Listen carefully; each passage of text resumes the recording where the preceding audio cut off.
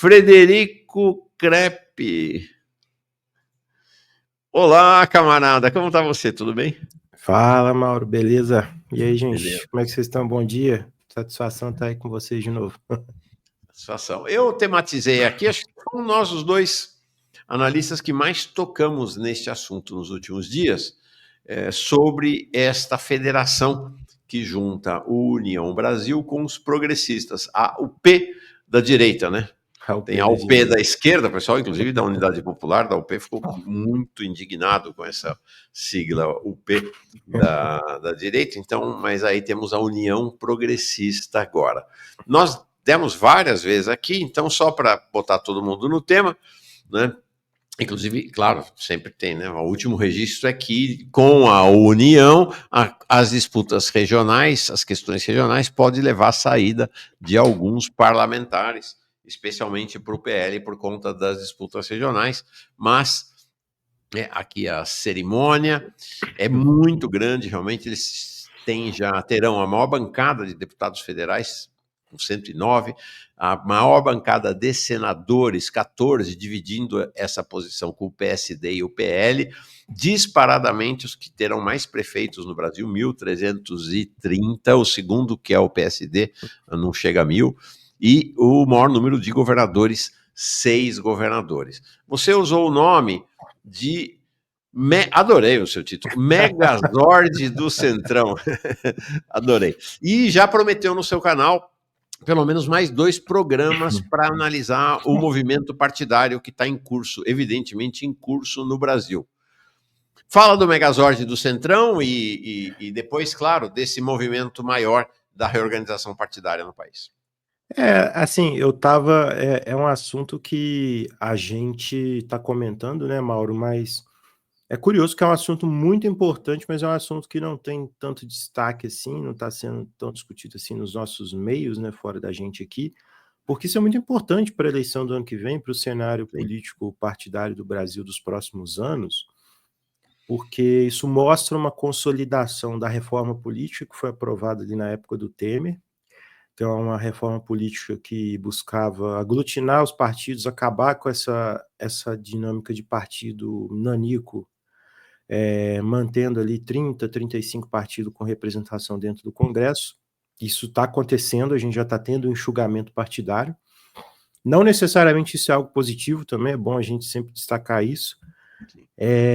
Mas isso está acontecendo e a direita está largando na frente nesse ponto, né? Até curioso, a União Progressista que é da direita, né? Mas o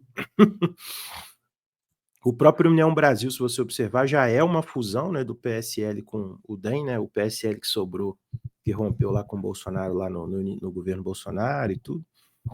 E em termos políticos hoje, isso é uma notícia muito ruim para o governo, inclusive, porque para o pessoal também, para quem está acompanhando a gente também entender como que funciona a lógica política no Brasil, uma coisa que eu comento bastante, a política brasileira é uma política que ela é muito regionalizada, então existe uma lógica política regional que é muito própria em vários estados no Brasil. Então, quando você tinha essa facilidade para criar partido no Brasil, você tinha muito essa figura do partido regional. O Brasil não existe a possibilidade de ter um partido só no estado, igual existe em outros países, né? Estou lembrando que, por exemplo, na Alemanha, o caso da Alemanha, tem partidos que só existem em determinadas regiões da Alemanha. Aqui no Brasil isso não existe. Então, o que acontece?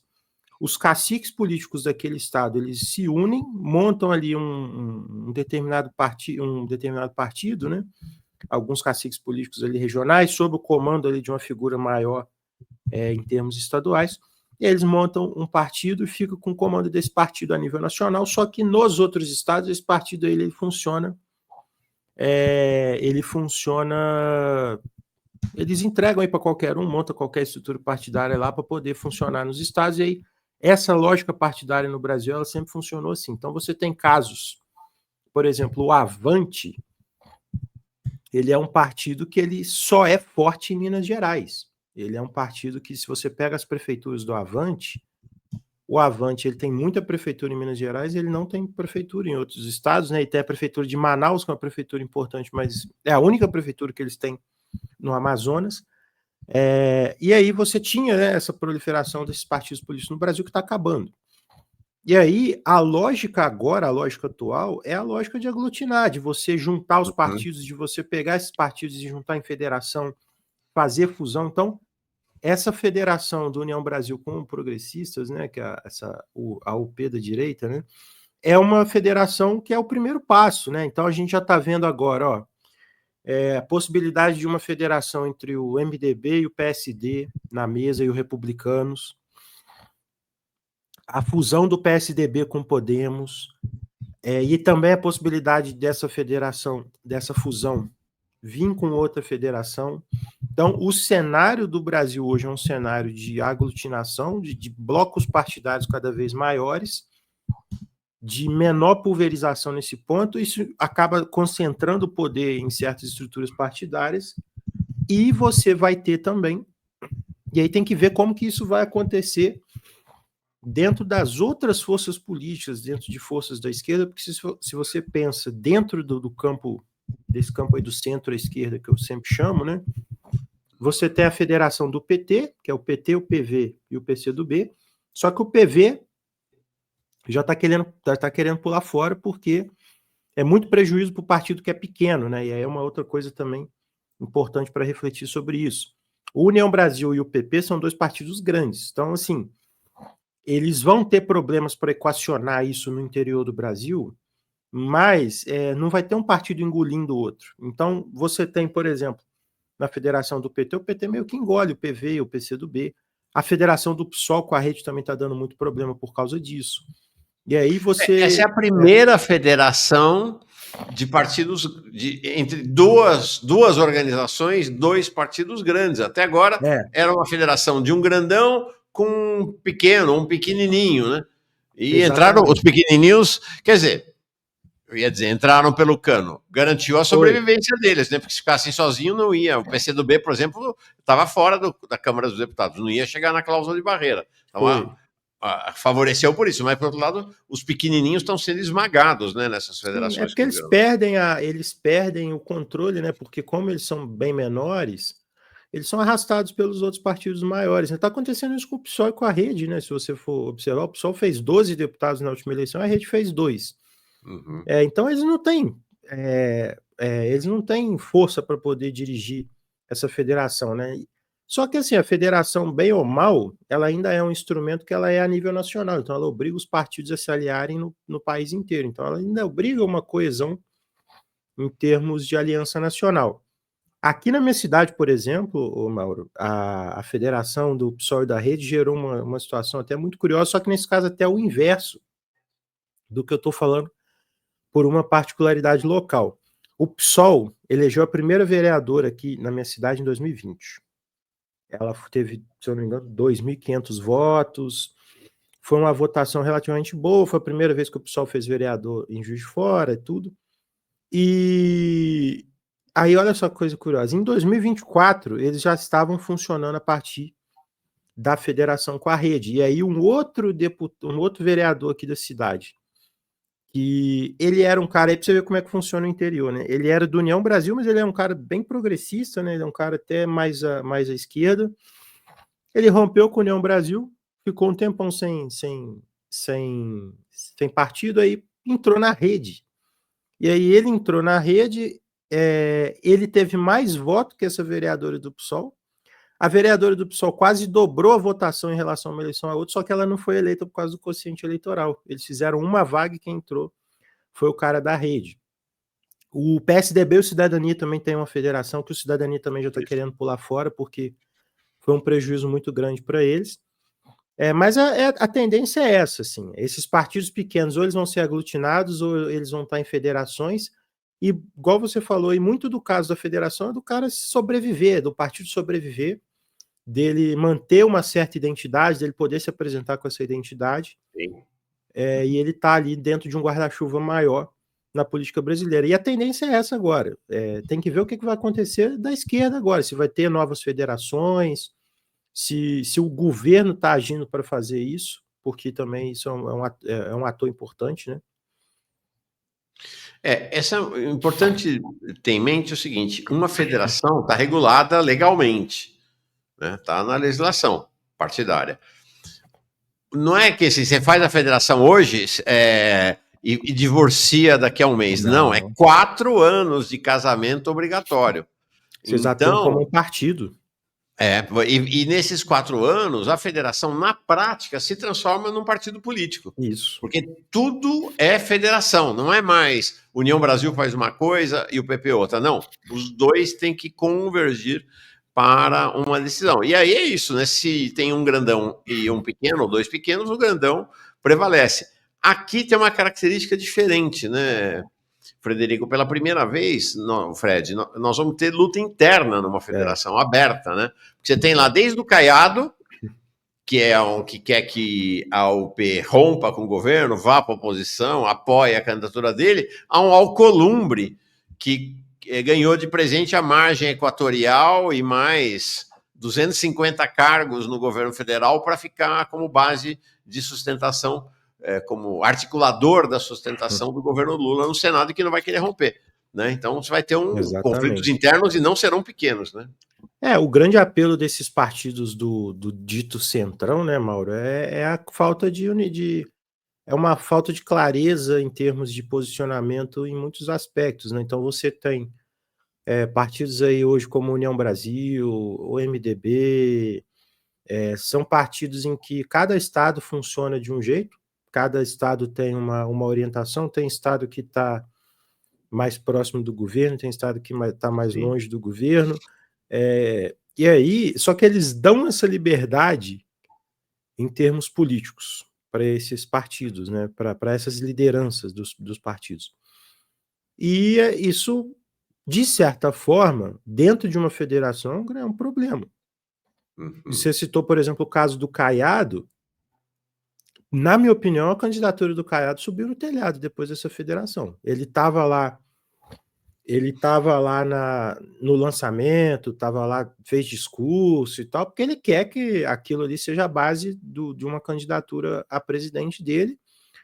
Ele está fazendo o trabalho dele, ele quer que... E assim, se isso for uma estrutura de candidatura presidencial, é uma estrutura muito forte, pensar só nessa questão desses números aí, mas a gente sabe como é que funciona a política na prática, né? Esses partidos, eles vão estar unidos, eles vão estar uma federação muito grande, e aí cada lugar vai ser o Deus nos acuda ali, cada um segue o lado que for, e aí para esses partidos, para essas organizações, muitas vezes é melhor nem se posicionar claramente em relação à eleição presidencial para depois negociar cargo independente de quem ganhar a eleição para poder ocupar espaço e garantir base de apoio. Sim. Perfeito. Não, o cenário é um cenário interessante, em movimento. Portanto, quem gosta de análise política está vivendo um momento muito interessante, mas complexo, né? Precisamos mergulhar nos bastidores. Agora, uma coisa que eu só comentar só rápido sobre esse ponto: cada federação dessa que se junta, na minha opinião, é uma péssima notícia para o governo. Pelo menos essas federações mais à direita. Então, eu queria exatamente te perguntar sobre isso, porque tem uma análise, por exemplo, do Toledo, lá no UOL, é de que o governo Lula foi o grande favorecido pelo surgimento da Federação União Brasil e PP, que para o governo é ótimo isso. Eu tinha apresentado uma visão diferente aqui, quero te escutar. Qual a tua visão em relação ao governo Lula desse processo de consolidação do campo do centrão, né? Eu não vi, eu vou te confessar, esse comentário do Toledo, né? Mas eu tenho dificuldade em ver uma grande vitória do governo, porque quem que vai hegemonizar essa federação, né? Igual a gente estava conversando. Porque o União Brasil, você tem ali o Caiado, que é uma figura de oposição, que é uma figura da direita, você tem o ACM Neto na Bahia, que é uma figura de oposição ao PT lá na Bahia, que é uma figura que inclusive está muito forte para vir candidato a governador na próxima eleição. Você tem outros estados aí, do União Brasil, Paraná, você tem Minas Gerais, Rio de Janeiro, você tem a União Brasil mais à direita, assim. Então, por que eu acho que não é uma boa notícia? A bancada da União Brasil é quem mais voto dá para as teses contra o governo depois do PL. Então, disparado. exatamente.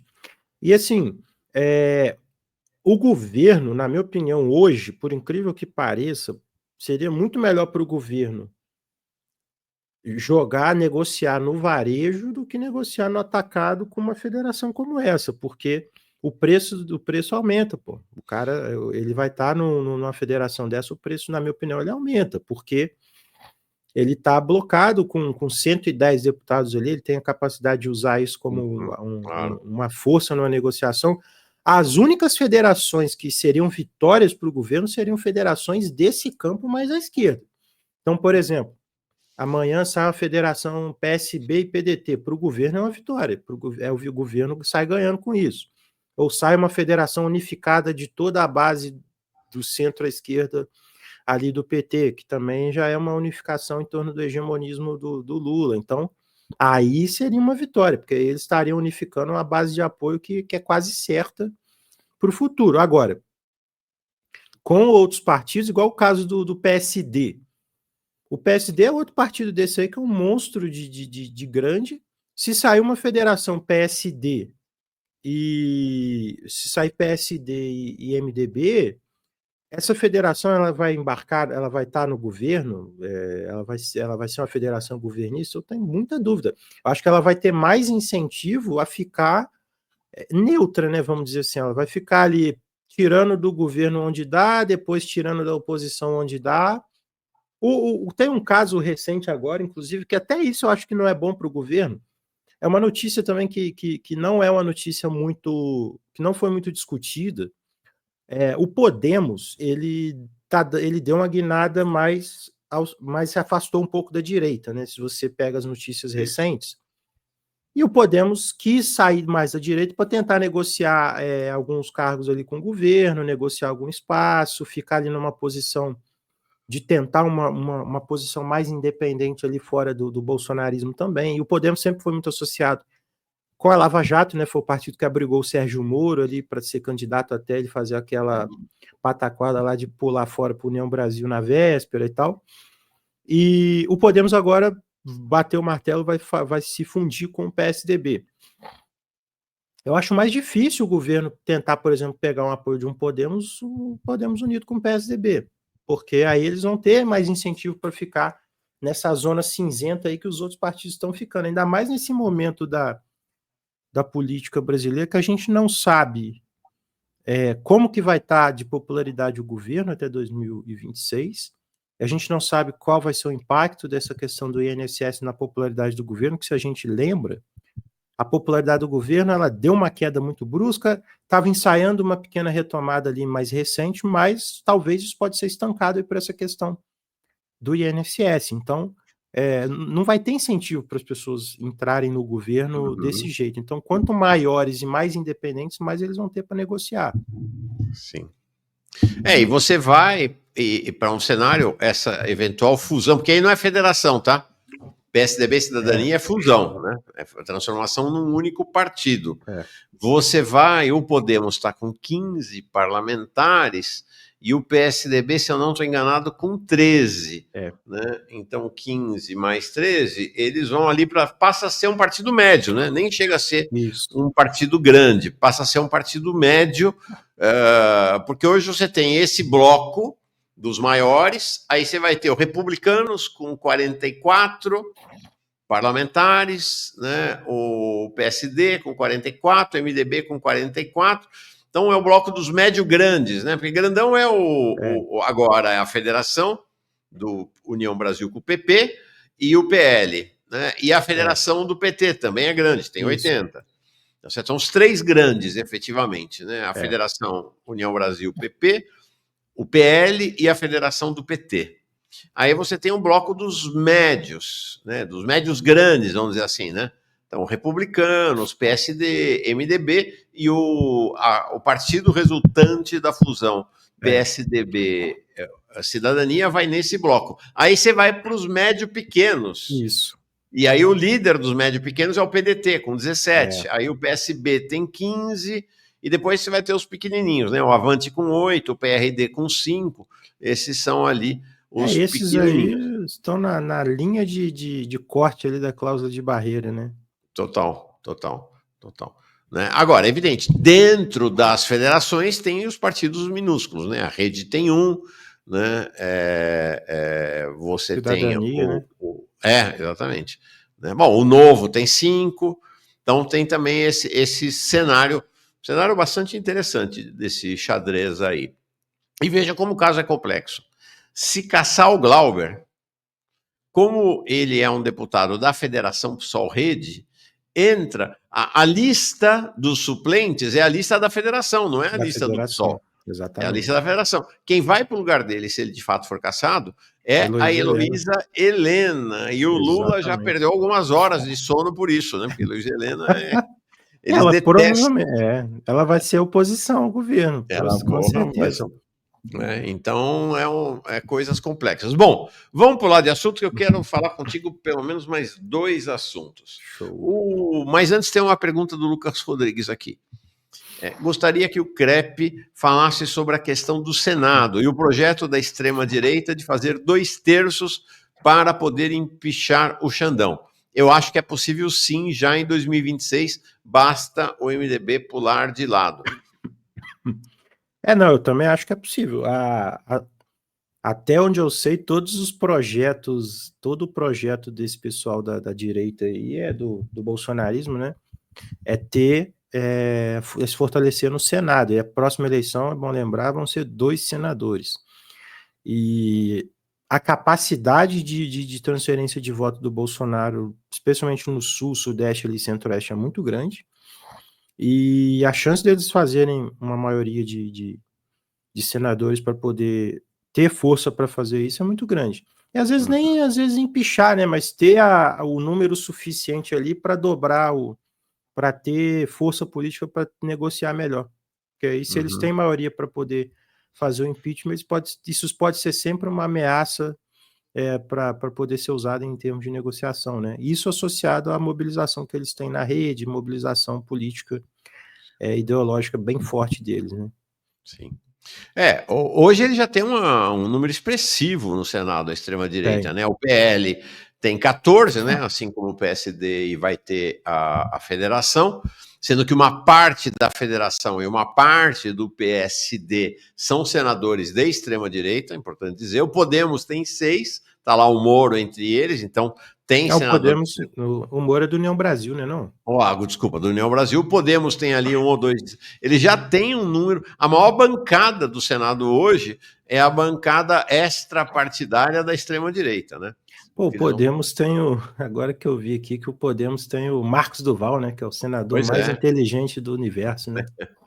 Então esse é o cenário. Vamos falar de PDT, tá? Então, ontem os deputados soltaram uma nota saindo da base do governo, mas os senadores disseram nani, nanã, não, nós vamos ficar na base do governo. São 3 senadores do PDT, Ana Paula Lobato, que era suplente do Flávio Dino, a Leila Barros, né, conhecida como a Leila do vôlei, e o Everton lá do Senado.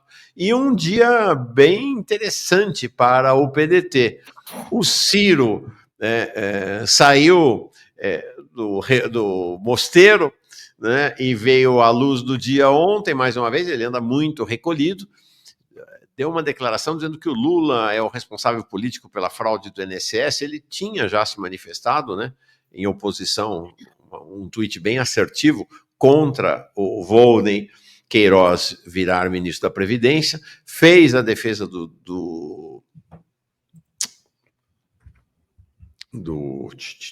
ex-ministro, do Lupe, né, que deve reassumir a presidência do PDT, dizendo que ele tem uma vida simples, mas não só isso, né? Esse lugar aí onde ele está é onde ele fez o anúncio de que vai apoiar o candidato do PL, um super bolsonarista de 4 costados, Alcides Fernandes, para senador em 2026, lá no Ceará. E aí o Vitor Gemac diz aqui: uma fonte interna do PDT me informou que haveria um acordo entre Lupe e Lula.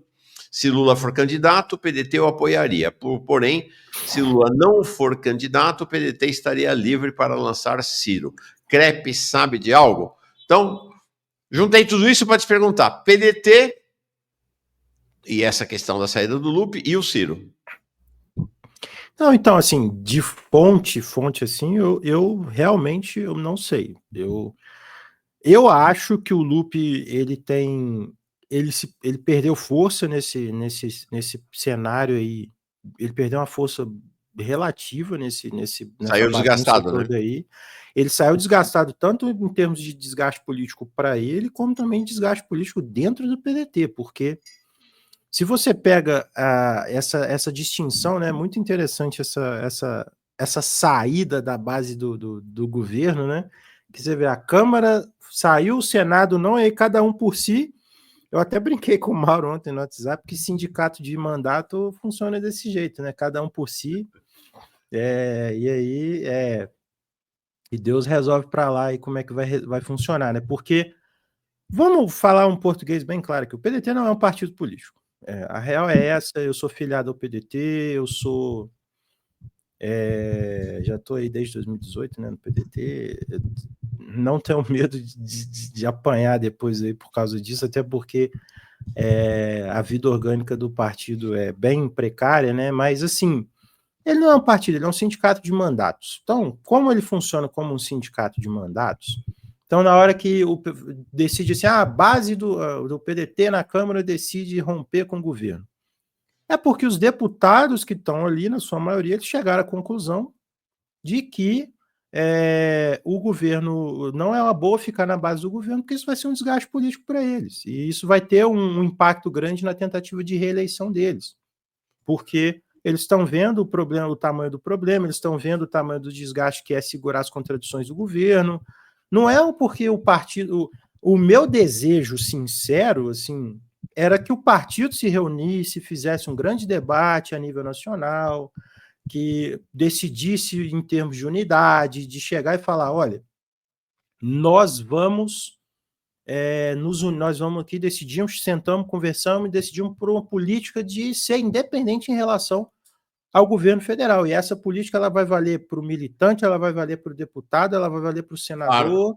Se é um partido Entendeu? político, né? Exatamente. Se você é um partido político, eu acho que isso é o essencial. Só que assim, o PDT, enquanto partido, ele vem falhando nisso há muito tempo. E aí ele cria uma situação em que você tem uma lógica política em que cada estado funciona a partir da realidade local, cada estado funciona a partir das articulações locais, das conversas locais, da dinâmica de poder local. Essa própria questão do apoio aí ao cara do PL lá no Ceará está dentro desse jogo, porque cada estado funciona à revelia de uma estratégia nacional, e essa estratégia nacional ela não existe, basicamente, né? Então, cada estado funciona do seu jeito, e aí eles são autorizados a esse tipo de coisa. O PDT, é bom lembrar, o PDT ele fez 28 deputados em 2018,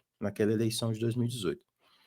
Na eleição de 2022, foram 17, se eu não me engano, 17, foram 17. Acho que depois ele ganhou mais um, mas aí teve uma troca também. Então, ele perdeu um por causa da decisão lá do STF, lá das sobras, né? Ele fez 17, foi para 18 porque ele ganhou um no Rio de Janeiro, e voltou para 17 agora porque perdeu uma deputada ou um deputado lá do Amapá. E aí cada estado funciona do seu jeito, não existe um projeto de poder a nível nacional, não existe um projeto ideológico a nível nacional. E aí o problema, esse é o problema do sindicato de mandato. Então, hoje você tem uma liderança do PDT, que ela está ali controlando o partido localmente, ele é partido de interesses regionais. Mas se amanhã for mais vantajoso para ela ir para um PSD, para a União Brasil, ela vai. E paciência. E aí, isso cria situações, e isso é que é o importante, né? Isso cria situações que são situações que eu considero bem complicadas. Por quê?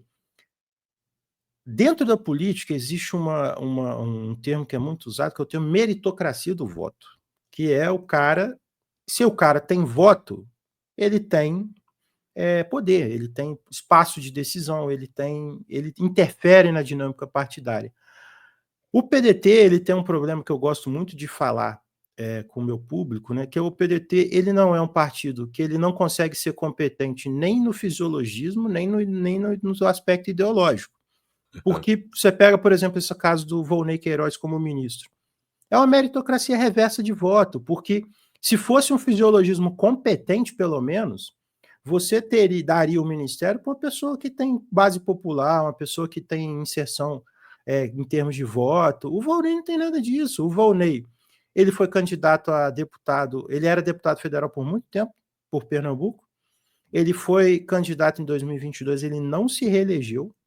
Aí ele virou o secretário executivo do Ministério da Previdência, o Lupe saiu, e ele foi lá, se articulou sozinho à revelia do partido para poder ser o cara lá para ficar no ministério. Inclusive, eu nem acho que ele vai durar tanto assim no ministério, porque se ele não está ali representando ninguém, qual que é a utilidade dele ali? E aí, ele fez isso, e isso só é possível numa situação em que você tem essa meritocracia reversa do voto, porque ao fim e ao cabo, você não tem. Você premia, vamos dizer assim, você premia os errados, né? Mesmo nessa dinâmica fisiológica padrão, né? E aqui eu não tenho purismo da minha parte, não. Para mim, se o partido fosse esse partido ônibus aí, de sair aliando com tudo quanto a liderança nos estados, mas se tivesse uma linha unificada a nível nacional, se tivesse uma linha de projeto de poder a nível nacional, ainda assim estava melhor do que a situação atual. E aí isso tudo leva a problemas que podem explodir no ano que vem, como o partido ficar pelo meio do caminho e não conseguir se unificar e cair na cláusula de barreira, ele não ter força política para poder bancar certos projetos e tudo mais, né? Mas aí, Fred, vamos falar na sequência do Ciro, mas essa é uma tendência, me parece, da tessitura partidária brasileira. Na medida em que os partidos crescem, eles passam a se tornar confederações, para não usar a palavra federação, que é assim, confederações de... Porque você falou, no Brasil não pode partido regional. Não pode, mas a configuração dos partidos é, na prática, a de partidos regionais. Sim. E você olha que no passado a gente achava isso é só a direita, né? O MDB é o maior exemplo disso tudo, né? É um partido chefiado por caciques regionais, né? O MDB não é um partido nacional, ele é a soma dos partidos regionais. E o que está acontecendo agora é que este processo ultrapassou a franja ali da centro-direita ou do centrão, né, e chegou ao PT. Né? O PT cada vez mais é uma confederação de caciques regionais. Então você vai lá em São Paulo, quem manda é o Tato. Vai na Bahia, quem manda é o Rui Costa. E aí cada partido é mais ou menos de cada um desses PTs estaduais tem uma cara um pouco diferente um do outro tal, e tenta se unificar por cima, né? Ironicamente, o partido mais nacional do Brasil hoje é o PL, né? É a extrema-direita. Pois é.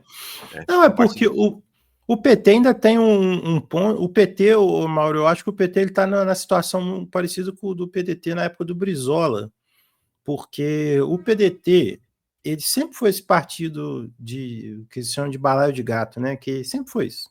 Sempre foi. A galera comenta de aliança e tal. Também tinha na época do Brizola, tá, gente? Sem saudosismo aqui. Isso daqui não é... Tinha na época do Brizola. Tinha até na época do PTB, tá? O Brizola... Depois vocês pesquisam com quem que o Brizola se aliou lá no Rio Grande do Sul em 57. E aí... Só que assim... Existe uma questão importante que é ter um projeto unificador a nível nacional. Sim. Isso é muito importante, porque é esse projeto que vai ditar as alianças regionais que você vai fazer. E isso é um problema que a gente tem que observar e que a gente precisa se debruçar um pouco mais, porque é o seguinte, uma coisa é o nacional subordinando o regional. Outra coisa que é essa lógica que a gente está comentando aqui, que é o inverso, que é o regional subordinando o nacional. Sim.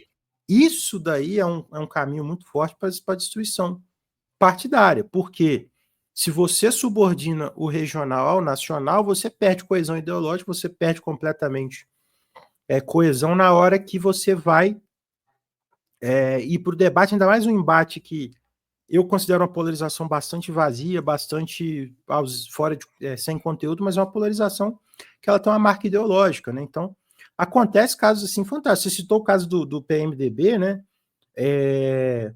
O PMDB, aqui na minha cidade, por exemplo, ele sempre foi marcado por uma linha mais à esquerda. Olha só que coisa curiosa. No sentido de ter prefeito do PMDB aqui nos anos 80 brigando comunista, dando secretaria para comunista na prefeitura, por exemplo, e até agora, recentemente, o PMDB, e eles não têm problema nenhum com isso não, tá, gente? Isso é a coisa mais fantástica da política brasileira. A nível estadual, o PMDB aqui está lá junto com o Zema, está lá fazendo um acordo com o Zema. A nível municipal, o PDT aqui já tem uma linha mais contra essas políticas do Novo, do Zema, e desde que dê resultado para eles em termos de deputado, em termos de espaço e presença, eles não estão nem aí. Mas um aspecto interessante é que o partido, a dimensão nacional dos partidos é dada pelo grande líder.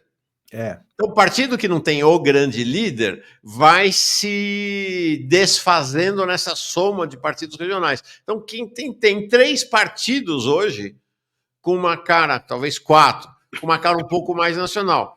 PT com Lula. Morreu o Lula, acabou. Né? O PSD com o Kassab, que não é uma liderança popular, mas é o líder em contexto do partido. O PL com o Bolsonaro, a hora que morreu o Bolsonaro também vai entrar numa crise brutal, e o PSOL, de certa maneira, com o Boulos, depois que ele deram o golpe lá e tomaram o poder no PSOL. Mas ainda em processo. Vamos falar do PSOL daqui a pouquinho. Antes, eu queria falar contigo sobre um desses 4 líderes políticos nacionais. Nós temos Lula, temos Bolsonaro, temos Kassab e temos o Boulos. O 4º ou 5º desses líderes, mas que não está realizando esse processo de dar identidade nacional ao partido, é o Ciro Gomes. Então, eu queria saber da tua avaliação do Ciro. Como eu disse, ele saiu de novo da toca ontem, né? É aqui Como é que você vê essa reentrê do Ciro ontem no cenário, apoiando um candidato ao Senado do PL, indo para cima do Lula, gente falando em candidatura dele, por outro lado, estamos lá na fila, até Frederico Crepe também está na fila junto lá para conseguir uma entrevista com o Ciro, né? Não quer falar. Como é que você olha para o Ciro hoje? Não, então, o Ciro, eu até analisei isso um pouco também, uma parte eu vou até comentar dessa análise que eu fiz, que é o seguinte: o problema, o Brizola no PDT, ele unificava a liderança política partidária com a liderança do projeto nacional. E aí ele fazia essa unificação, então isso ele meio que fugia de certos problemas. No caso do Ciro, o Ciro ele tem essa questão do projeto de poder nacional, ele tem essa questão do projeto político ideológico nacional, mas ele não tem essa questão dele ser o líder político partidário nacional. E isso é um problemaço, e sempre foi um grande problema na carreira política do Ciro, só pegar a lógica partidária dele. Parênteses, né? Diferentemente dos outros líderes, né? O Lula está o tempo inteiro construindo para dentro do PT, o Boulos a mesma coisa, o Kassab nem se fala, né? E o Ciro não, né? Ele nunca deu muita bola, vamos dizer assim, organicamente para o PDT. Né? Ele nunca. Não, nem só do PDT. Assim, eu sinto que o Ciro nunca teve uma dinâmica de construção partidária maior para fora do estado dele. E aí daqui a pouco eu vou explicar por que essa questão do estado é tão importante. Porque se você pega ali, o Ciro, ele foi do PSDB. E ele foi do PSDB, foi eleito governador ali como o cara da continuidade ali depois do governo do Tasso Gereissati, e fez um bom governo, foi bem avaliado e tal, virou ministro da Fazenda, e rompeu com o FHC por conta da política econômica do FHC, aí foi para o PPS. Aí lá no PPS ele achou lá uma casa lá, na época, lá um partido de centro-esquerda, aí também não conseguiu. Aí o grupo político dele foi junto com ele para o PPS, lá no Ceará, aí ficou lá até onde deu, e depois rompeu, foi para o PSB, aí teve o mesmo problema no PSB, No PDT, de certa forma, ele tem os mesmos problemas, só que ele ainda não está nessa situação, não teve essa situação de romper e tudo, eu nem sei se vai, para ser sincero. E aí, uma dinâmica que funciona muito no Brasil também, que acontece, que a gente percebe, é que é o seguinte: a política brasileira, essas lideranças que tentam ser lideranças nacionais, elas são lideranças que elas se formam nos estados, e aí o estado é meio que uma plataforma mais sólida ali para ela se resguardar e ter um palanque estadual forte para se projetar a nível nacional. O PSDB fez muito isso com São Paulo. O PSDB centralizava em São Paulo essa força política para depois se projetar a nível nacional. E é bom lembrar que isso sempre foi difícil. O PSDB mesmo não conseguiu ganhar eleição hegemonizando São Paulo por tantos anos, né? O PSDB ganhou a primeira em São Paulo em 98, né, com Mário Covas, se eu não me engano, não foi? Ou foi em 94? Não, 82 teve o Montoro, que seria um pré-PSDB, talvez, né? Depois veio o Quércia, 94, acho que foi o Covas já, né? Foi no segundo que acho que foi no segundo que o Alckmin assumiu a vice e tudo. Isso. Se você olha isso, o PSDB, na época que ele era oposição ao Lula, o PSDB, ele nunca conseguiu se formatar a nível nacional para poder derrotar o Lula, que o Lula sempre teve essa questão de montar essa estrutura nacional. Isso é uma coisa que a gente já comentou e tudo. Então, o Ciro, ele mantinha isso no Ceará. Ele tinha essa base no Ceará muito forte, uma coesão política dentro do Ceará ali, que era uma coesão política que fazia aliança ali com muita gente, que era aqueles blocões de aliança, mas que fortalecia muito a posição dele, e essa posição fortalecia ele para encaminhar uma disputa nacional.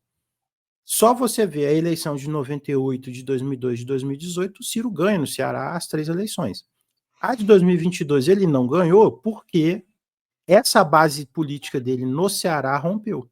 Ela rachou, ele perdeu força dentro disso e o PT aproveitou essa fraqueza e passou o trator em cima dele.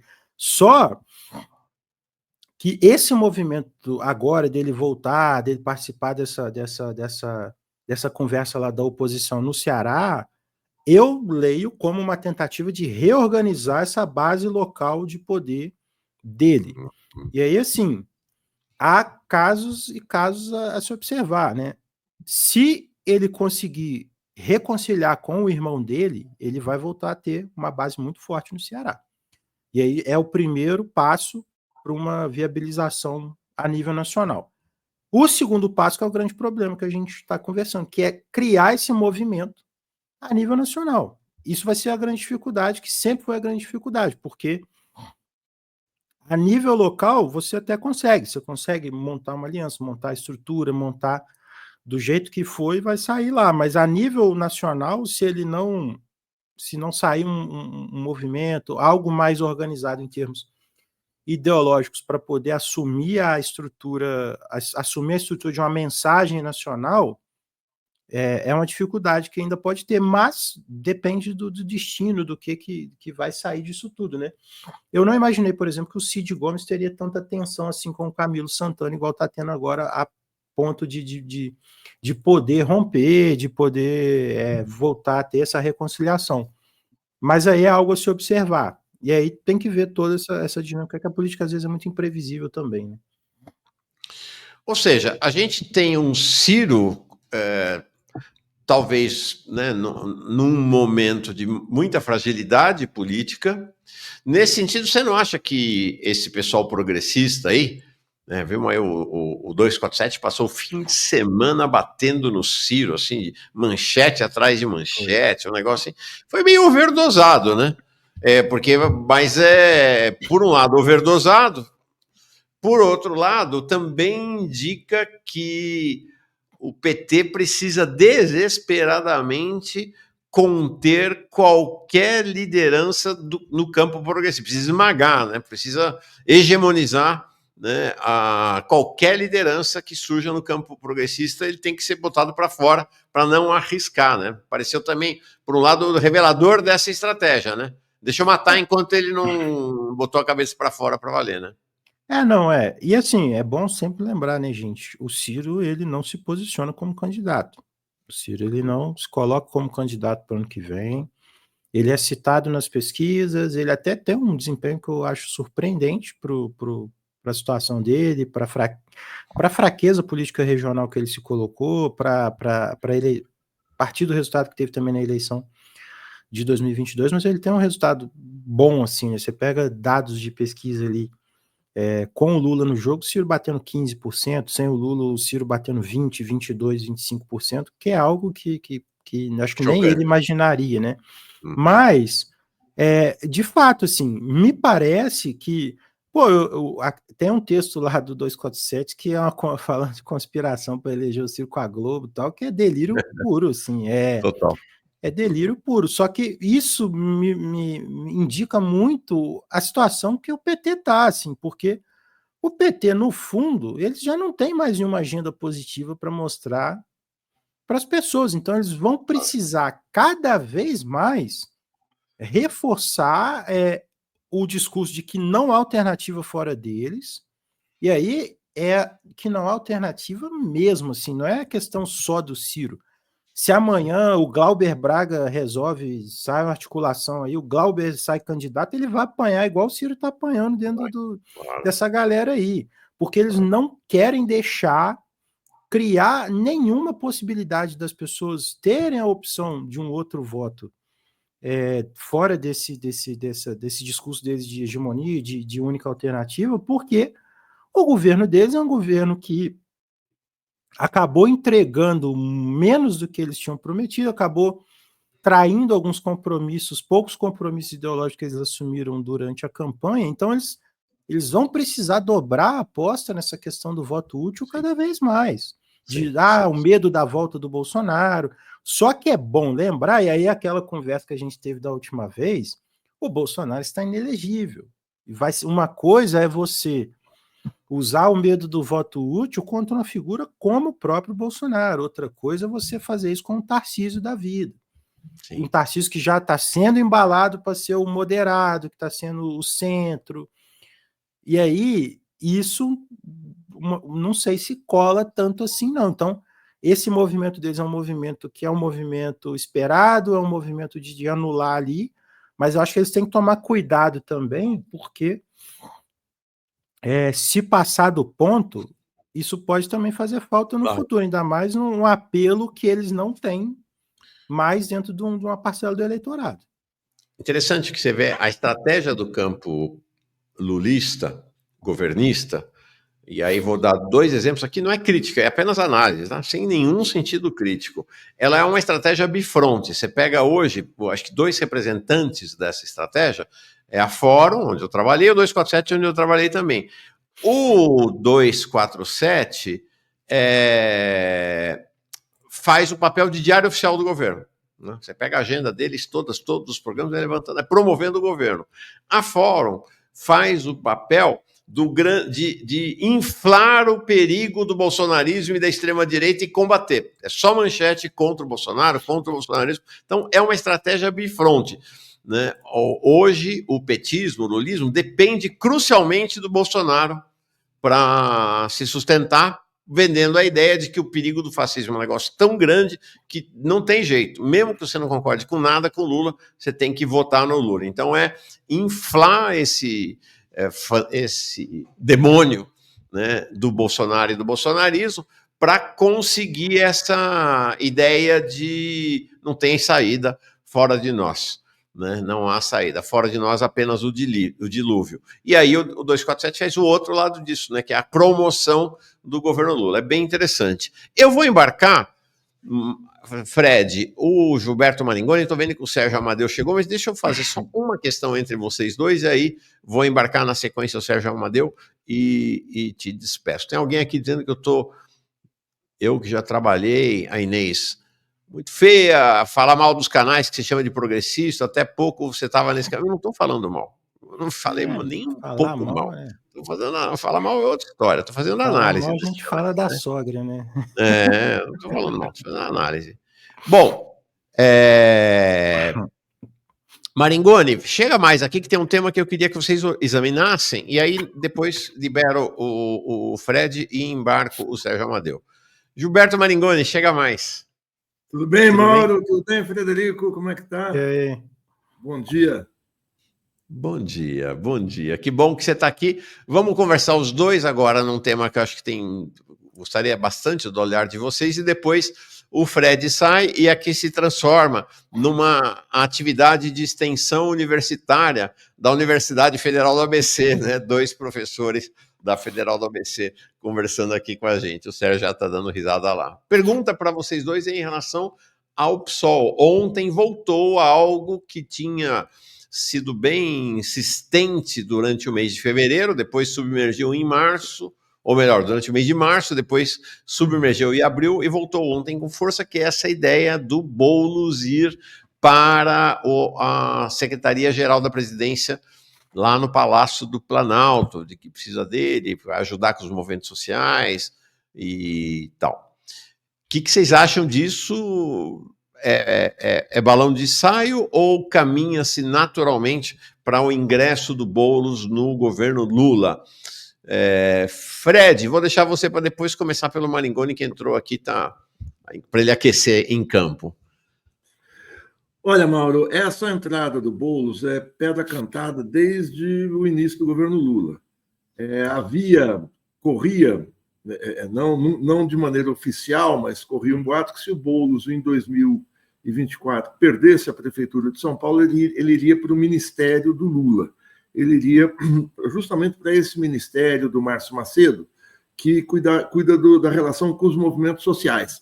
Isso passou a ser ventilado logo depois, com mais força, logo depois do 1º de maio do ano passado, de 2024, que foi aquele fiasco aqui no estacionamento do Itaquerão, da Arena Corinthians, quando o Márcio Macedo, que era esse responsável pelos movimentos sociais, não conseguiu articular nada minimamente positivo. Tinha menos de 2.000 pessoas num palanque em que estava o presidente da República mais 8 ministros, além do próprio Boulos, que era um forte candidato à Prefeitura de São Paulo. Então, o Boulos viria para resolver esse problema.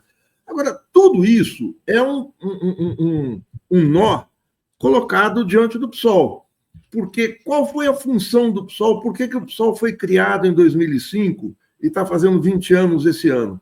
O PSOL foi criado para ser um partido não de oposição ao PT, mas à esquerda do PT, diante do giro à direita do partido no governo, logo que ele tinha assumido em 2003, cujo sinal mais forte foi uma reforma da Previdência ao sabor, ao gosto do sistema financeiro.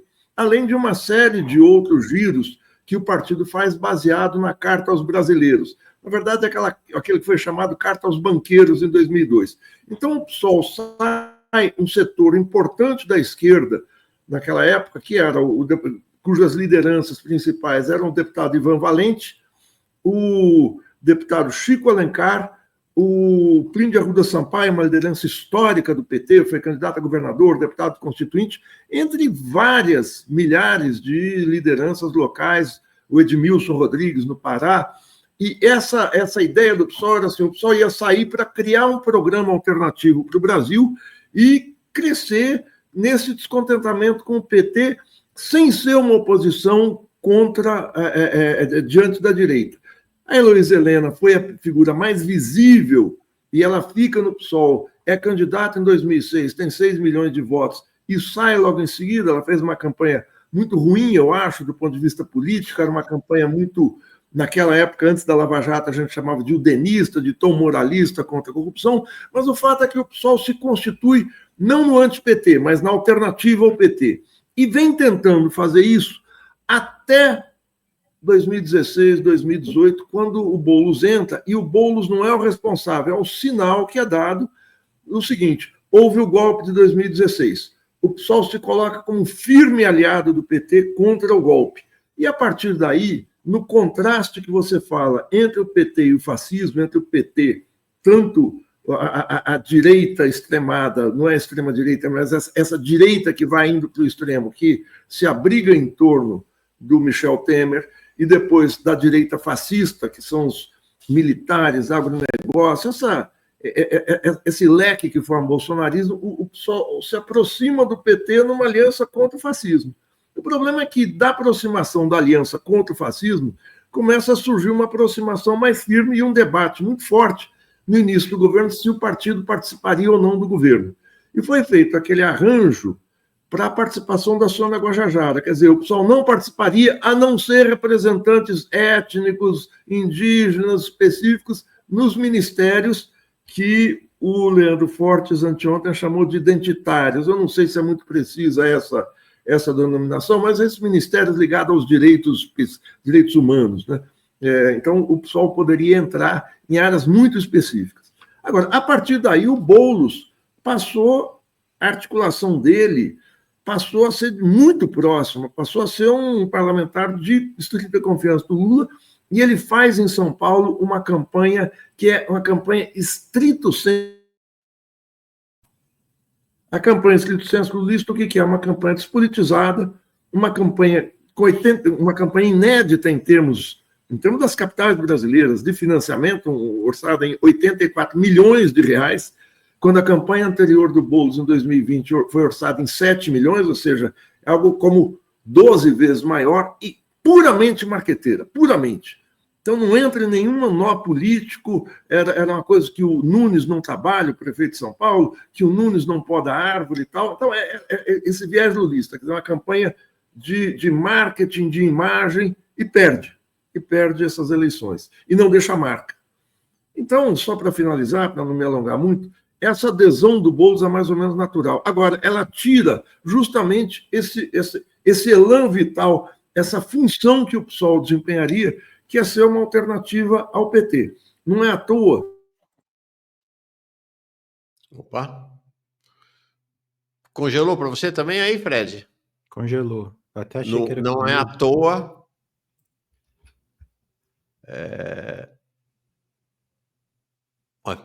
Congelou. Então, passo a bola para você para falar do PSOL.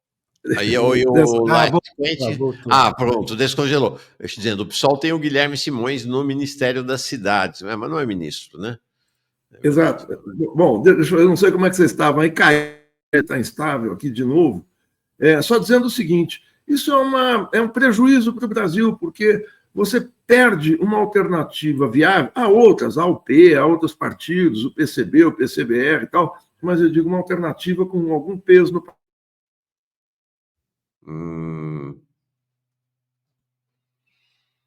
Ai. Segunda vez que isso acontece. Maringoni, vou passar a palavra então para o Frederico Crepe, até para embarcar na sequência o nosso Sérgio Amadeu. Crepe, e aí? Boulos no Ministério, o PSOL. Boulos no Ministério é a antessala da volta do PSOL para dentro do PT?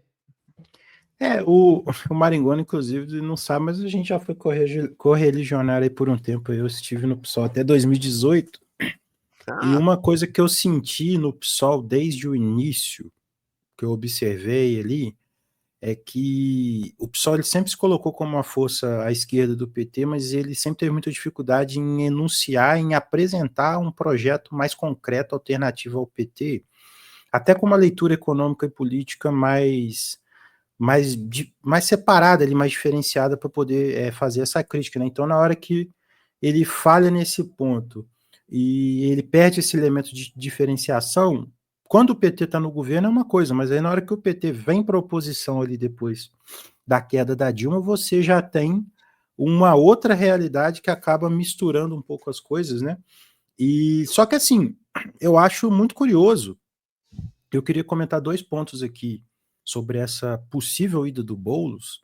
Que a primeira é o seguinte, qual que vai ser a função do Boulos no ministério, né? Porque o governo Lula hoje é um governo de austeridade. É um governo que, em termos de apresentar coisas para os movimentos sociais, eles têm o que para apresentar? Ele vai apresentar, a função do Boulos no ministério, a meu ver, vai ser apresentar justificativa para os movimentos sociais do porquê que o governo não está fazendo política para resolver os problemas que esses movimentos nasceram para representar.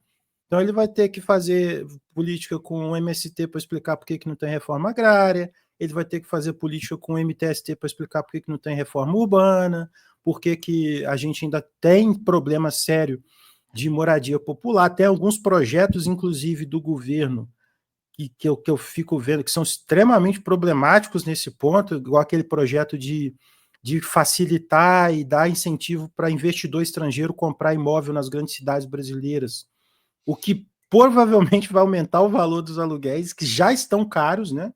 E vai expulsar as pessoas das cidades, e isso, para o Boulos, para a história política do Boulos, é muito ruim. Então, assim, o desgaste do Boulos vai ser muito grande em relação a isso, ele vai se queimar em relação aos movimentos que ele compõe, em relação aos movimentos que ele é próximo, e ele vai ter que lidar com essas contradições do governo, né? E aí, só que aí entra aquela coisa que a gente estava conversando antes também, né, Mauro? Ao longo do crescimento partidário, o Boulos ele meio que tá virando um cacique do PSOL, né? E aí as coisas elas acabam funcionando. Podem acabar funcionando, né, no sentido de ser muito mais um representante ali de interesses pessoais, interesses políticos localizados ali, do que um interesse mais amplo partidário em termos de construção partidária, porque vendo as condições para esse convite, eu achei muito estranho. Por exemplo, uma das condições, o Boulos não ser candidato à reeleição. Assim, eu critiquei bastante a campanha do Boulos, eu acho que o Boulos hoje o Boulos Paz e Amor, hoje é um Boulos bem rebaixado, né, vamos dizer assim, é um Boulos com freixizado, né, vamos dizer assim, mas o Boulos foi o deputado mais votado de São Paulo, né, assim, se o PSOL perde isso daí, qual que é o impacto eleitoral em termos de deputados do PSOL? Então é um ministério que vai enfraquecer o PSOL, no fim das contas, em termos políticos, em termos institucionais, que pode representar menos deputados, menos voto para o PSOL, e aí vai aquela lógica que a gente conversou, o interesse particular ele está acima de um interesse nacional, de um interesse institucional do partido, e esse interesse particular ele acaba contribuindo para o enfraquecimento ideológico do partido, enfraquecimento de outras forças políticas ali para além do petismo, né? Não.